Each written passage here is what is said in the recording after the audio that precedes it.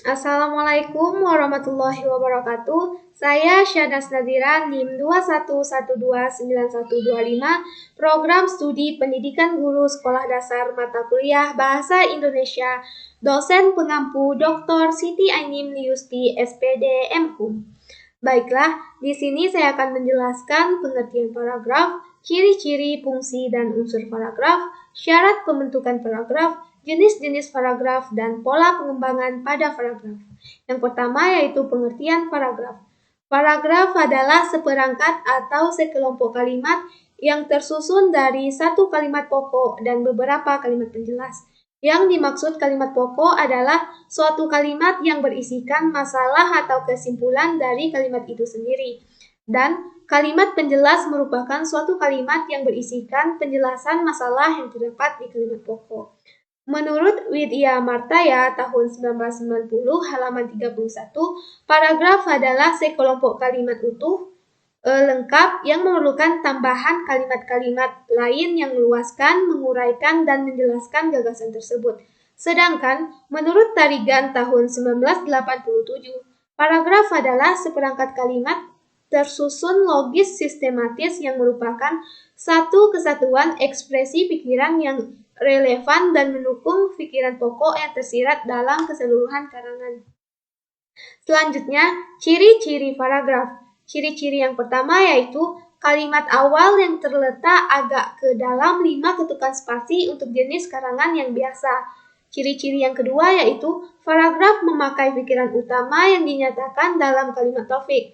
Ciri-ciri yang ketiga, setiap paragraf memakai sebuah kalimat topik dan juga selebihnya merupakan kalimat pengembang yang mempunyai fungsi menjelaskan, menguraikan, ataupun menerangkan pikiran utama yang terdapat dalam pokok kalimat. Dan fungsi yang keempat, paragraf memakai pikiran penjelas yang dinyatakan dalam kalimat penjelas. Kalimat tersebut berisi mengenai detail-detail kalimat topik. Paragraf bukanlah kumpulan kalimat topik. Paragraf hanya berisikan satu kalimat topik dan juga beberapa kalimat penjelas. Selanjutnya, fungsi paragraf. Fungsi paragraf yang pertama yaitu untuk mengekspresikan gagasan utama yang ingin disampaikan oleh penulis. Fungsi yang kedua yaitu untuk menjelaskan keseluruhan ide pokok dengan mudah, logis, dan sistematis. Yang ketiga yaitu untuk menandai pengertian gagasan baru jika karangan tersebut memiliki lebih dari satu gagasan utama. Fungsi yang keempat yaitu untuk membantu pembaca memahami gagasan utama sebuah karangan. Fungsi yang kelima untuk memudahkan pengendalian variabel jika karangan berisi lebih dari satu variabel. Dan fungsi paragraf yang terakhir yaitu untuk membantu penulis menyusun dan mengembangkan ide yang akan dituangkan dalam karangannya yang berhubungan dengan topik yang akan dibahas. Selanjutnya, unsur paragraf. Yang pertama yaitu topik atau gagasan utama. Topik merupakan fokus atau jantung dari sebuah paragraf. Topik atau gagasan utama merupakan ide utama yang ingin disampaikan penulis kepada pembaca. Unsur pembangun yang kedua adalah kalimat utama. Kalimat utama berisi gagasan utama yang diletakkan secara tersurat pada awal atau akhir paragraf. Yang ketiga yaitu ada kalimat penjelas atau kalimat pendukung. Kalimat pendukung berfungsi untuk mengembangkan dan memperkuat gagasan yang disampaikan pada kalimat utama. Dan unsur yang terakhir yaitu konjungsi. Konjungsi adalah kata sambung atau kata penghubung. Konjungsi dalam bahasa Indonesia ada dua jenis, yaitu konjungsi intrakalimat dan konjungsi antarkalimat. Selanjutnya yaitu syarat pembentukan paragraf. Sebuah paragraf merupakan susunan informasi yang logis dan lengkap. Kelogisan paragraf ditandai dengan adanya keteraturan susunan kalimat pembangun paragraf. Kesatuan gagasan dan kepaduan antar kalimat adalah syarat sebuah paragraf menurut Suwarna 2012 halaman 71. Sedangkan Maimunah tahun 2007 halaman 49 sampai 52 menyebutkan syarat paragraf yang baik, yaitu yang pertama, kesatuan paragraf.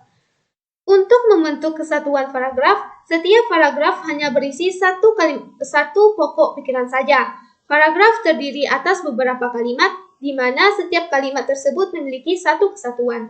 Jika ada salah satu dari kalimat yang sumbang, maka akan merusak dari kesatuan paragraf itu sendiri. Yang kedua, kepaduan paragraf atau koherensi. Paragraf dinyatakan padu jika dibangun dengan kalimat-kalimat yang memiliki hubungan-hubungan pikiran yang logis. Hubungan pikiran-pikiran yang ada dalam paragraf menghasilkan kejelasan struktur dan makna paragraf. Selanjutnya yaitu pengulangan kata kunci atau repetisi. Pengulangan kata kunci ini atau yang biasa disebut dengan repetisi ini berfungsi untuk menghubungkan antara kalimat yang satu dengan kalimat berikutnya dengan tujuan agar kalimat tersebut menjadi padu, utuh, dan kompak. Bentuk pengulangan dapat berupa pengulangan kata, frasa, atau inti kalimat. Yang keempat yaitu kata ganti. Kepaduan sebuah paragraf juga dapat dijalin dengan menggunakan kata ganti. Di samping untuk membentuk kepaduan sebuah paragraf, penggunaan kata ganti juga berfungsi untuk mengurangi kejenuhan dalam sebuah paragraf. Yang kelima ada kata transisi atau kata penghubung. Kata transisi adalah kata penghubung, konjungsi, perangkai yang menyatakan adanya hubungan baik intra-kalimat maupun antar-kalimat. Kata transisi fungsinya terletak antara kata ganti dan repetisi. Yang terakhir yaitu bentuk paralel. Struktur paralel yaitu bentuk-bentuk sejajar. Bentuk kata yang sama, struktur kalimat yang sama, repetisi atau pengulangan bentuk kata dan kalimat yang sama. Nah, selanjutnya jenis-jenis paragraf.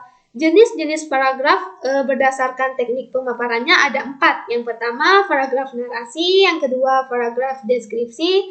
Yang ketiga, paragraf eksposisi. Dan yang keempat, paragraf argumentasi. Nah, yang pertama yaitu paragraf narasi. Menurut SEMI tahun 1990 halaman 32, tulisan narasi pada umumnya digunakan menyampaikan rangkaian peristiwa yang dialami oleh manusia. Narasi merupakan bentuk percakapan atau tulisan yang bertujuan menyampaikan atau menceritakan rangkaian peristiwa atau pengalaman manusia berdasarkan perkembangan dari waktu ke waktu.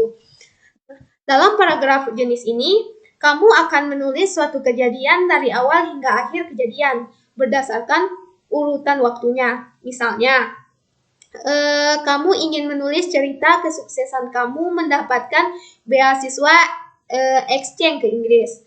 Kamu dapat bercerita dari awal ketika menjadi mahasiswa baru, lalu persiapan kamu untuk mengikuti program studi exchange, hingga bagaimana kamu bisa mendapatkan studi exchange tersebut. Yang kedua ada paragraf deskripsi. Tulisan deskripsi adalah tulisan yang digunakan penulis untuk mendeskripsikan atau menguraikan sesuatu. Menurut SEMI tahun 1990 halaman 42, tulisan deskripsi adalah tulisan yang tujuannya memberikan perincian atau detail tentang objek sehingga dapat memberi pengaruh terhadap pembaca atau pendengar, bagaikan pembaca ikut melihat, mendengar, meraba, merasakan, atau melihat segala sesuatu yang dideskripsikan tersebut. Lalu yang ketiga yaitu paragraf eksposisi. Tulisan eksposisi adalah tulisan yang uraiannya berupa penjelasan-penjelasan sehingga dapat membuka cakrawala berpikir pembaca. Tujuan penulis menyusun karangan eksposisi adalah memaparkan, menguraikan, dan menjelaskan atau memberi informasi tentang sesuatu secara murni apa adanya. Nah, ketika kamu menulis jenis paragraf ini, kamu akan memberikan informasi sedetail mungkin kepada pembaca. Misalnya, teks langkah-langkah menjadi pengguna dari ruang guru. Nah, dalam teks ini kamu menjelaskan secara runtut cara mendaftar menjadi pengguna ruang guru. Yang keempat yaitu paragraf argumentasi. Argumentasi adalah suatu bentuk retorika yang berusaha untuk mempengaruhi sikap dan pendapat orang lain agar mereka itu percaya dan akhirnya bertindak sesuai dengan apa yang diinginkan penulis atau pembicara. Itu menurut Kerap tahun 1983 halaman 23. Nah, melalui argumentasi, penulis berusaha merangkaikan fakta sedemikian rupa sehingga ia mampu menunjukkan apakah suatu pendapat atau suatu hal tertentu itu benar atau tidak.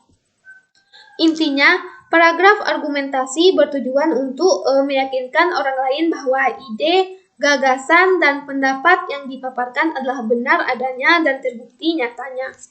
Selanjutnya, jenis paragraf berdasarkan kalimat topik. Yang pertama yaitu paragraf deduktif. Bila kalimat pokok ditempatkan pada awal paragraf akan terbentuk paragraf deduktif. Contohnya, ibuku bernama Wulandari. Itu adalah kalimat topik. Mukanya selalu bersinar seperti bulan. Cocok sekali dengan namanya yang berarti bulan bersinar.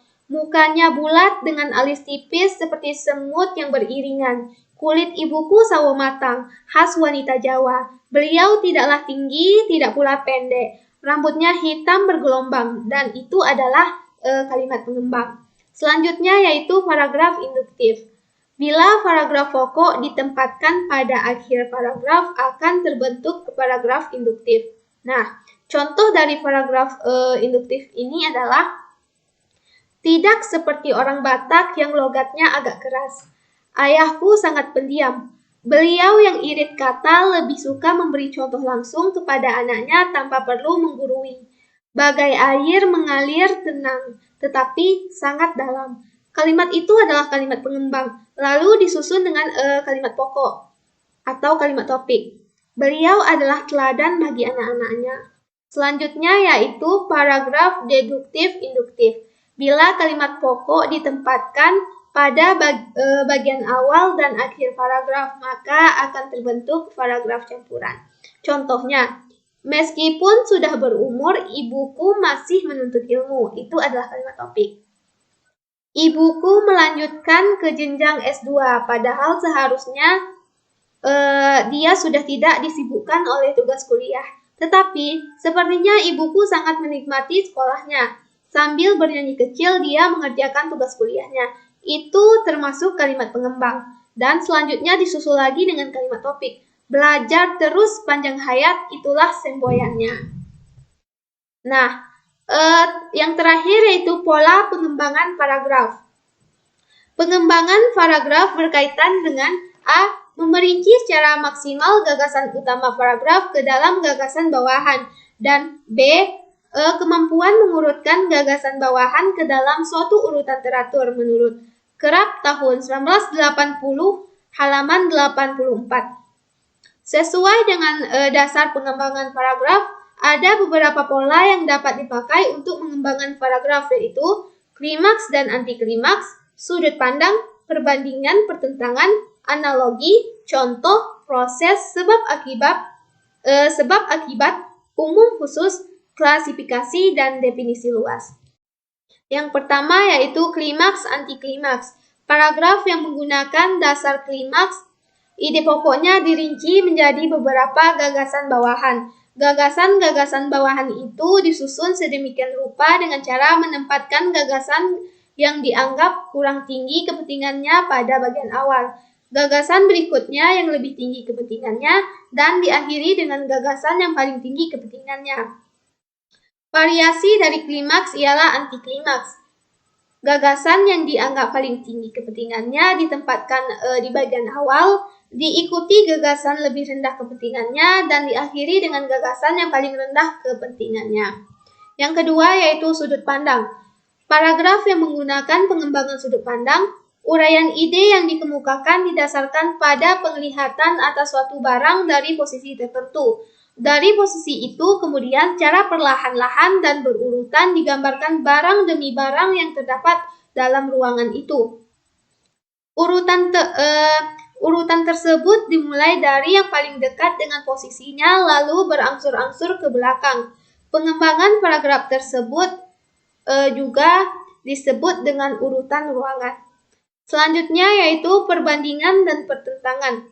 Paragraf yang menggunakan pengembangan perbandingan, gagasan yang dikemukakan bertolak dari segi-segi tertentu yang menunjukkan kesamaan-kesamaan dari dua hal atau lebih. Sebaliknya, apabila paragraf mengungkapkan gagasan bertolak dari segi-segi tertentu yang menunjukkan perbedaan-perbedaan dari dua hal atau lebih disebut pengembangan pertentangan.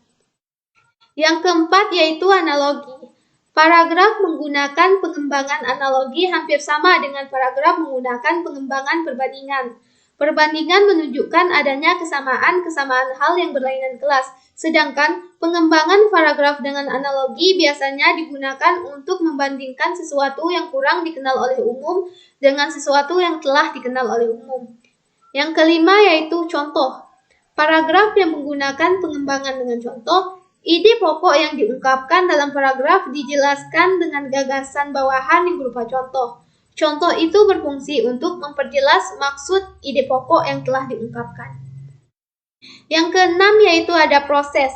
Paragraf yang menggunakan pengembangan proses, gagasan yang akan diungkapkan merupakan suatu urutan dari tindakan-tindakan atau perbuatan-perbuatan untuk menghasilkan sesuatu. Yang ketujuh yaitu sebab akibat. Paragraf yang menggunakan pengembangan sebab akibat, ide pokok yang diungkapkan berkedudukan sebagai sebab, sedangkan ide-ide penjelasnya berfungsi sebagai akibat. Sebaliknya, akibat juga bisa berkedudukan sebagai ide pokok. Yang kedelapan yaitu umum khusus. Paragraf dapat dikembangkan dengan cara menempatkan ide pokok pada awal paragraf, sedangkan rincian ide penjelasnya terdapat dalam kalimat-kalimat berikutnya. Yang kesembilan ada klasifikasi. Dengan demikian, paragraf yang dapat dikembangkan dengan cara klasifikasi apabila gagasan-gagasan yang akan diungkapkan dalam paragraf tersebut dapat dikelompok-kelompokkan berdasarkan kesamaan-kesamaan tertentu. Dan yang terakhir yaitu definisi luas. Paragraf menggunakan pengembangan definisi luas bila gagasan yang akan diungkapkan merupakan suatu istilah. Agar istilah itu dapat dipahami oleh pembaca, istilah tersebut didefinisikan. Definisi yang digunakan biasanya merupakan definisi luas, bukan hanya definisi formal saja, definisi yang hanya menerangkan etimologi, atau definisi yang menerangkan sinonimnya saja. Demikianlah penjelasan singkat saya tentang paragraf. Setiap kita berhak menjadi yang terbaik bagi diri kita sendiri dengan versi kita sendiri. Demikianlah yang dapat saya sampaikan, lebih dan kurang saya mohon maaf. Wassalamualaikum warahmatullahi wabarakatuh.